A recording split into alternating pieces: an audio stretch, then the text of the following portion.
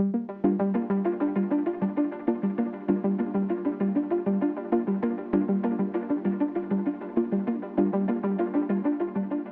name is Shannon Dixon, and I am the president of the Responsible Gaming Association. So the Responsible Gaming Association in New Mexico is a collaboration of the tribal casinos in New Mexico. We promote responsible gaming, and we provide treatment, education, awareness on problem gambling.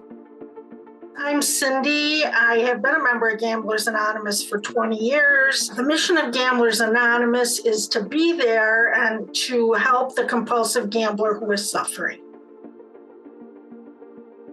I'm Daniel Blackwood, and I am the founder and director of the Evolution Group here in Albuquerque, and we focus on working with families who are struggling with mental health issues, addictions, and trauma. I was really afraid of what other people would think if they knew I had a gambling addiction and was, going to a meeting. And a person who has lost control of the ability to function in everyday life without constantly thinking about gambling and where they're going to get money to gamble and what is the next time they're going to gamble. So what do we regain? We regain a normal way of thinking and living. And they can set up support for themselves to do this through Gamblers Anonymous, through friends, through their church. In Gamblers Anonymous, we believe that you have to completely take gambling out of your life. So, a line just has to be drawn, and we draw it. And I can tell you from my own experience, once you've lost that ability to control it, it always ends up in the same place. Harm reduction isn't really a part of being a member of Gamblers Anonymous. Some people will attend when the pain is so bad that they have no other choice to attend. When a person is struggling with gambling addiction, they often feel alone and isolated. They feel guilty.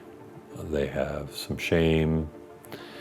And for them, taking the bold step to attend a Gamblers Anonymous meeting can be so helpful. My name is Lorene Rugel. I'm a clinical psychologist. I've been working in the field of problem gambling for about 39 years now. The 12-step program is an ideal program for forgiving oneself. And when you've engaged in activities that you feel guilty and shameful and that you know have hurt yourself and others, that sense of forgiveness is so important. And by engaging in recovery-oriented activities and not doing the kind of harm you've been doing, you can begin to forgive yourself. They find out that they're actually not alone, that a lot of people struggle with this. And that support, that camaraderie, that fellowship, talking with other people who understand, can just be so resourceful, so helpful. We'd like that first timer to know that there's hope, because most of the time they come in and they're really feeling helpless and hopeless, and most of all alone, like no one else can possibly understand how they feel. Then they begin what we call therapies, and that is where each person takes a couple minutes to share about perhaps where they were when they were a compulsive gambler, how difficult their life was, what it took them to recover, and perhaps where their life is now. Going to GA and having a therapist are very good things and are highly compatible. I think for people that are shy of coming to therapy, Gamblers Anonymous can be a really important resource. Those addressed can greatly support the success of recovery. So both are important. You work on your character defects. You make amends to the people who've been harmed, so making restitution to yourself and to others. Changing how you relate to yourself and others, working on anger, and resentments and all the factors that can trigger gambling. So by the time you work on yourself in this way, you're no longer the same person who did that harmful behavior.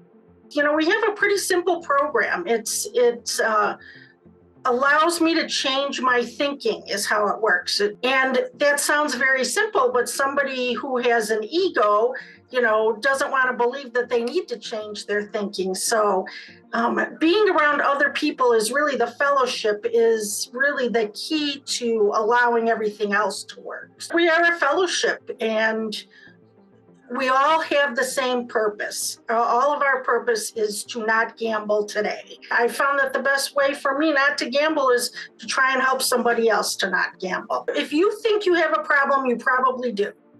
If you or a family member are concerned about gambling, we recommend you seek help. You can call the helpline. You can talk to a counselor. You can call the money management program to try to help you get on a budget.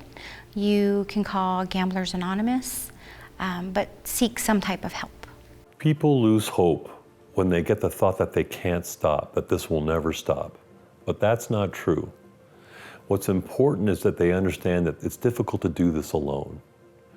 So it's so important that they give themselves the gift of reaching out and getting help.